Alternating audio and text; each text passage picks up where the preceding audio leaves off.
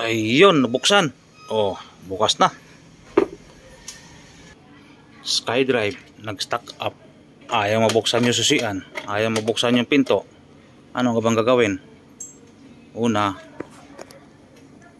tanggalin lang yung takip dito. Ayan, tinanggal ko na yan eh. Ayan o, 2 tornilyo lang naman yan eh. Tanggalin lang yan. Tapos yun sa ilalim,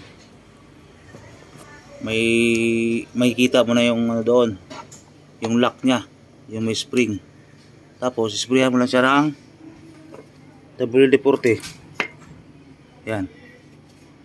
Okay, langis, kahit anong langis. Buksan mo na yan. Kinakalawang lang kasi ito eh. Ayan o, kinakalawang. Babad muna natin sa ano yan, WD-40. Maya maya, ayos na yan.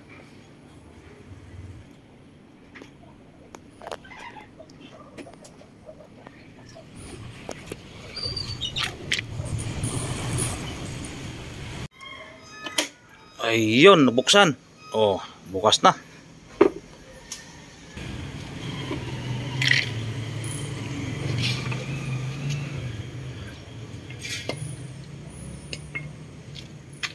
Dito lang yung kinakalawang lang dito eh, yung lock jack. Ayun oh, puro kalawang na. Pero nalagyan ko na ng ano yan, langis. Babad muna sa langis. So may ayos na yan. Tagalan ako nito sa pag ano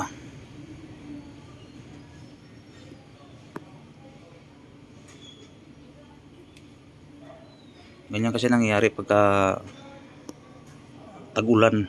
Pag tag-ulan, kailangan lagi nilalangisan yung mga ano yan. Ito nga, nilangisan ko nga to.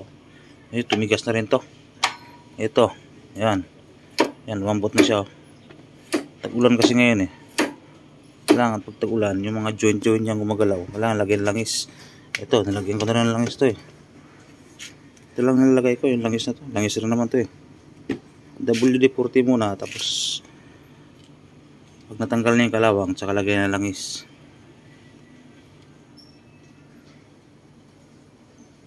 Ayos na yan. Antayin na lang yung ano,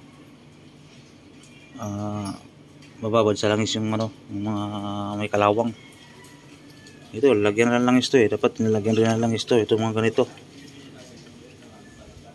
Kasi nga lagi nababasa sa ulan, lumitigas. Yun, doon yung mga switch. Yung mga switch nya, lahat lagyan dapat ng langis yan pag tag-ulan. Right, ayos. Ito, kinamot ng pusa ito, bawang gawa oh. Rat-rat agad ng mga pusa. Bukal mga pusa na yan. Yan, pati yung susiyan, lagyan yan ng langis din yan.